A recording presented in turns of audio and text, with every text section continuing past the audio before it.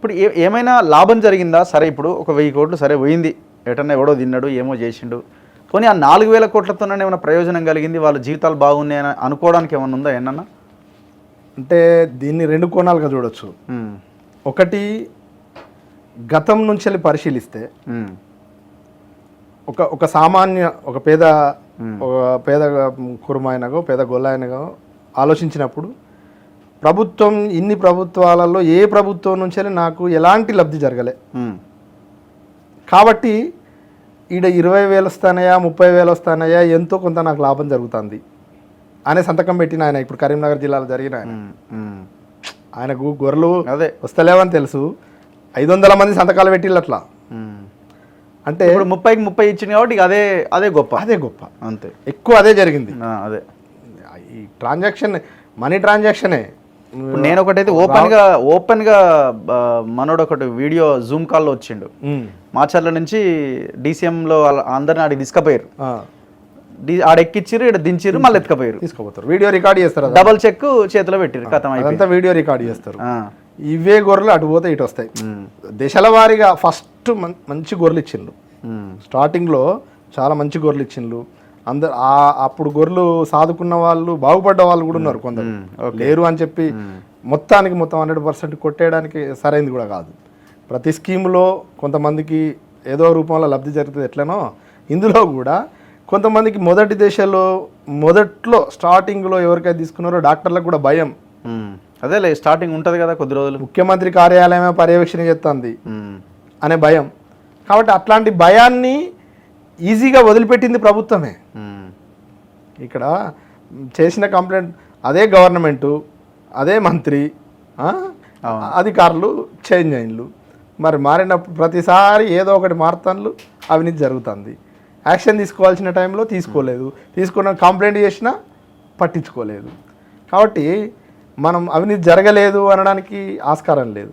Same time లబ్ధి జరగలేదా అని అంటే కొంతమందికి ఇప్పుడు నేను చెప్పినా కదా 30,000కు 30,000 వచ్చింది నాకు, ఈయన పోయి గొర్రెలు కొనలేదు, గొర్రెలు అమ్మలేదు. అసలు ఆ స్కీము లబ్ధిదారులను ఎంపిక చేయడమే సరైన పద్ధతి కాదు.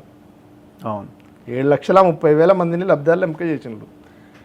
గొర్రెలు ఉన్నాయనకు 50 గొర్రెలు ఉన్నాయనకు ఇంకొక 50 ఇస్తే ఆయనకి ఈజీ అవుతుంది, ఉపయోగపడుతుంది. కానీ యూనివర్సిటీలో పీజీ చేసేటోడికి పిహెచ్డీ చేసేటోడికి నాలాగా హైదరాబాద్ తిరిగటానికి కూడా గొర్రెలు ఇస్తే నేను పోయి గొర్రెలు కాయను, అది తప్పుదో పడుతుంది కదా, అంతే ఆటోమేటిక్గా. నేను ఫస్ట్ చెప్పింది ఇదే.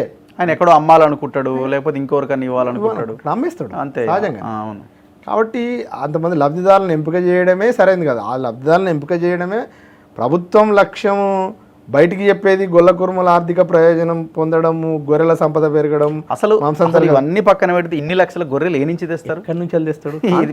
తెచ్చిండ్రు, కంప్యూటర్లు పిల్లలు పెట్టినాయి తెలంగాణలో, గొర్రె పిల్లలు పెట్టినాయి కంప్యూటర్లే.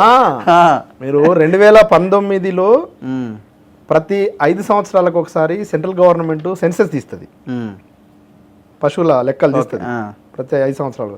2019లో తీసింది. 2019 సెన్సస్ రిపోర్టు పరిశీలిస్తే దేశవ్యాప్తంగా అన్ని రాష్ట్రాలు అయిపోయినాక 15-20 రోజులు లేటుగా రిపోర్టు పోయింది తెలంగాణది. కారణం ఏంటంటే ఇక్కడ ఇవ్వని గొర్రెలు ఇచ్చినట్టు, ఆ గొర్రెలకు పిల్లలు పుట్టినట్టు, గొర్రెల సంపద పెరిగినట్టు లెక్కలు అదే ఆఫీసులో కూర్చోబెట్టి ఎవరికి ఎక్కడ ఎన్ని గొర్రెలు వచ్చినాయి, ఆ గొర్రెలు ఉన్నాయి, మళ్ళీ ఆ గొర్రెలకు నట్టల మందు కూడా సప్లై చేసినట్టు, లేని గొర్రెలు మందులు కూడా తాగినాయి. అంటే మామూలు గొర్రెలకు అంత పవర్ ఉండదు, కంప్యూటర్లలో పుట్టిన గొర్రెలకైతే అంత పవర్ ఉంటుంది. కాబట్టి అంత డాటా పర్ఫెక్ట్గా తయారు చేసి ఒక ఎక్స్పోజ్ చేసి మొత్తం దేశంలోనే హైయెస్ట్ గొర్రెల సంపద తెలంగాణలో అని చూపెట్టిండ్రు. భారతదేశం మొత్తం తెలంగాణలో సంపద పెరిగింది బికాజ్ కేసీఆర్ స్కీమ్ పెట్టిండు కాబట్టి అనేది చూపెట్టిండ్రు. ఇంకోటి ఏంటంటే అదే 2019 సెన్సస్ రిపోర్టు మీరు ఆన్లైన్లో కూడా చూడొచ్చు, ఎవరైనా చూసుకోవచ్చు. 2019కి ముందున్న సెన్సస్ రిపోర్టు ఇది పరిశీలిస్తే ఆంధ్రప్రదేశ్ రాష్ట్రంలో గొర్రెల సంపద పెరిగింది, తెలంగాణలో పెరిగింది. మనం గొర్రెలు కొనే ఎక్కువ ఆంధ్రప్రదేశ్ నుంచి గొర్రె ఆడ తగ్గాలిగా. అంటే గొర్రెలు కొన్న కాడా పెరిగినాయి, ఆ. అమ్మిన కాడా పెరిగినాయి, రెండు దిక్కుల పెరిగినాయి. ఇంకెంత ఆశ్చర్యం చూడు. ఆహా. కాబట్టి అంటే కంప్యూటర్లు పిల్లలు చేసినడానికి ఆధారం ఇదే బేసిక్గా.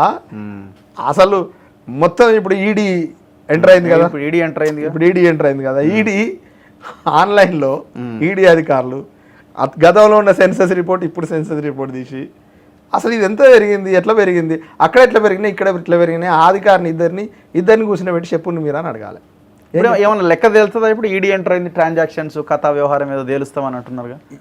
అది ఏ మేరకు తెలుస్తారు, మనీ లాండరింగ్ ఏ స్థాయిలో జరిగింది ఏ మేరకు తెలుస్తారు అనేది కూడా చెప్పలేం. ఇప్పుడు ఈడీ అయినా సిబిఐ అయినా అవినీతిని జరిగిన దాన్ని అడ్డుకట్ట వేయడానికో లేదు దీన్ని ప్రాపర్గా జరిగిన దాన్ని ప్రజలకు చెప్పి ఎవరైతే అవినీతి పరులు ఇందులో ఇన్వాల్వ్ అయినలో వాళ్ళ మీద చర్యలు తీసుకోవడానికి ఉపయోగించుకుంటే నష్టం లేదు. కానీ ప్రభుత్వం కూడా రాజకీయ ప్రయోజనాల కోసం ఉపయోగించుకునేది అనుకో ఇబ్బంది అవుతుంది. అది సిబిఐ అయినా ఈడీ అయినా, సెంట్రల్ గవర్నమెంట్ కావచ్చు స్టేట్ గవర్నమెంట్ కావచ్చు. టీఆర్ఎస్లో జరిగింది కాబట్టి ఇప్పుడు కాంగ్రెస్లోకి వస్తారా మీరు రారా, లేదా బీజేపీలోకి వస్తారా రారా, ఈ టైప్లో కూడా ఉపయోగించుకుంటారు కదా. ఇవాళ రేపు కేసులు మనం చూస్తాను, అట్లు ఉపయోగించుకోవాలని చూస్తే లాభం లేదు. అంతే కేసును ప్రాపర్గా ఎవరైనా అది డాక్టర్ నుంచి అటెండర్ నుంచి డైరెక్టర్ దాకా ఏ అధికారి అయినా లేదు, కలెక్టర్ ఏ కలెక్టర్ అయినా, ఏ సెక్రటరీ అయినా, లేదు ఏ దళారి అయినా, లేదు ఏ లీడర్ అయినా ఇందులో ఎవరు ఇన్వాల్వ్ అయినా వాళ్ళందరినీ అరెస్ట్ చేయాలి.